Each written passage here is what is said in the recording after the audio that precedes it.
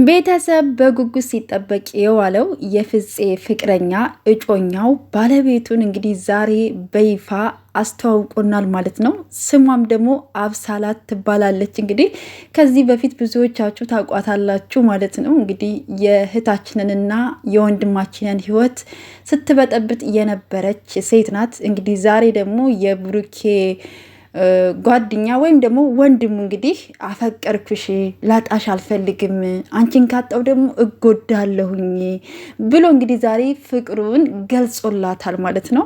እውነቱን ለመናገር እኔ በጣም ገምቼ ነበረ። ቪዲዮን አይታችሁት ከሆነ አብሳላት ትመስለኛለች ብያችሁ ነበረ። ብዙዎቻችሁም ስትገምቱ ነው የዋላችሁት ማለት ነው። እንግዲህ ፍፄ እንዴት አፈቀራት? እንዴት አሰበው? ምን አስበው ነው? ምን ደግሰው ነው? ምን ሊያካሂዱ ነው? ምን አይነት ድራማ ሊጀመር ነው የሚለውን ጥያቄ ከራሴ ጋር አየሁትና እንግዲህ ፈጣሪ ጥናቱን ይስጠን። አብሳላትና ፍፄ ችግር የለውም፣ ተፋቀሩ፣ ተዋደዱ፣ ተጋቡ፣ ውለዱ፣ ክበዱ። ግን ከሀይሚዬ ህይወትና ከብሩኬ ህይወት ውስጥ እንዳትገቡብን። ሌላውን ነገር ተውት።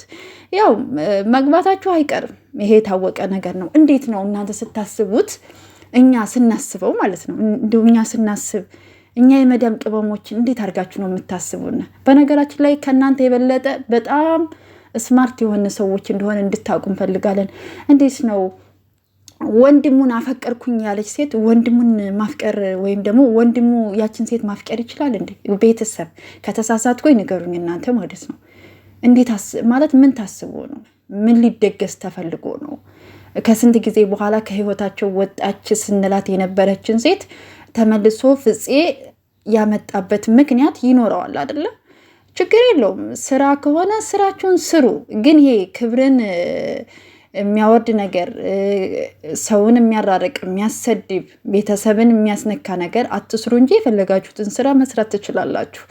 ግን እንዴት ታሰበ ነው? እንደው ወደ እንትኑ ሪል ሁነን ስናስበው እንደው ከድራማው ወጣ ብለን ወይም ደግሞ አሁን ካሰባችሁት ነገር ወጣ እንበልና እንግዲህ ፍፄ ለብሩኬ ከጓደኛም ወንድሙ ነው። እንግዲህ ወንድሙን አፈቀርኩ ያለች ሴት እንዴት ነው ወንድሙ ያፈቀረችውን ሴት ማፍቀር የሚችለው? ለእኔ ጥያቄ ሆነብኝ። የምታውቁ ካላችሁ ደግሞ አስረዱኝ፣ ቤተሰብ ማለት ነው።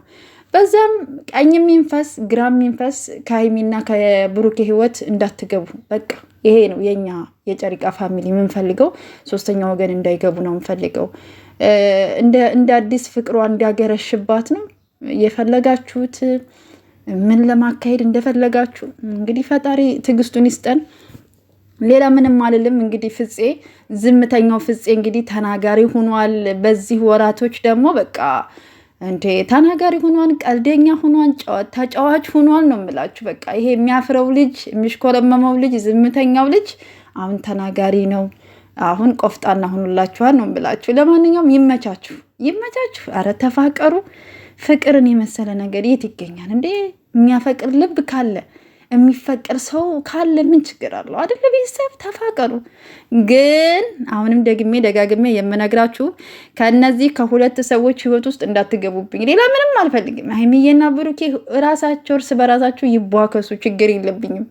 ሶስተኛ ወገን ሲገባ ነው የሁለቱ ችግር ማለት ነው። ስለዚህ አደራችሁ ለማለት ያክል ነው። እንግዲህ የታሰበው ነገር የተደገሰው ነገር ምንድን ነው እንዴት ነው የሚለውን ነገር አናቅም። በሂደት የምናውቅ ይሆናል። ውድ ቤተሰቦቼ በያላችሁበት ሰላማችሁ ብዝት ይበል። ላይክ ሰብስክራይብ እያደረጋችሁ ቤተሰብ በእናታችሁ ተው ግን 10 ሺህ አስገቡኝ። እኔ ስደተኛ እህታችሁ አይደለሁም። ተው ግን አበረታቱኝ። እኔ እኮ በቃ አበረታቱኝ፣ ሰብስክራይብ አድርጉኝ ለማለት በጣም ይጨንቀኛል፣ በጣም ይከብደኛል። እግዚአብሔርን ነው የምላችሁ። ተው ግን አስባችሁ ሰብስክራይብ አድርጉኝ። ወደፊት ትላላችሁ። ወደፊት አገር ቤት ስገባ በአዳዲስ ስራዎች ትጠብቁኛላችሁ ነው የምላችሁ። እና ለማንኛውም ውድ ቤተሰቦች በያላችሁበት ሰላማችሁ ብዙ ይብልልኝ። ግምታችን ተሳክቷል። ፍቅረኛው ሚቹ ናት።